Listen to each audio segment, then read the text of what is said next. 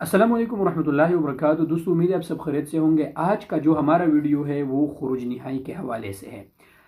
पहले जब खुरूज निहाई लगता था उसमें क्या आप कर सकते थे, और अभी जब आप इनक़ता अनिल अमल हो जाए, आप अब जब आपका खुरूज निहाई लग जाए तो इसमें आपको क्या मिल सकता है, इस पे बात करेंगे आज। आप तमाम दोस्तों से रिक्वेस्ट है कि आप वीडियो पूरा देखें ताकि आप दोस्त समझ सकें।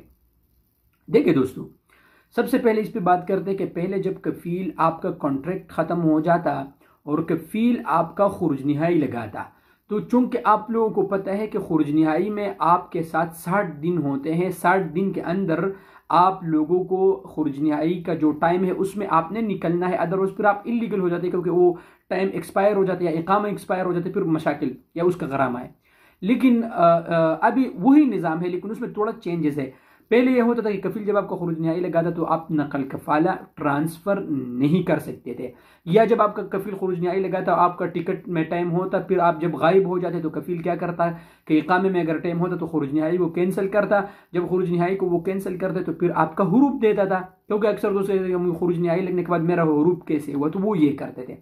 अभी जब आप इनक़ता अनिल अमल हो जाए, जो नए निज़ाम के मुताबिक, क्योंकि अभी हुरूब को ख़त्म कर दिया गया इनक़ता अनिल अमल उसके जगह, तो जब इनक़ता अनिल अमल के दौरान आपने या ट्रांसफ़र करना है या खुरूज निहाई पे जाना है, इन दोनों ऑप्शन में जब आप किसी पर भी अमल नहीं करें, कोई भी ऑप्शन आपके साथ अवेलेबल न हो, तो फिर आप जब आपका खुरूज निहाई आपका कंपनी लगाए, तो खुरूज निहाई के दौरान ही अगर आपको कोई भी कंपनी या मुअस्ससा या काम मिल जाए तो उसी खुरूज निहाई के दौरान आप जाके ट्रांसफ़र कर सकते हैं, चाहे आपका इकामा उसमें ख़त्म क्यों ना हो।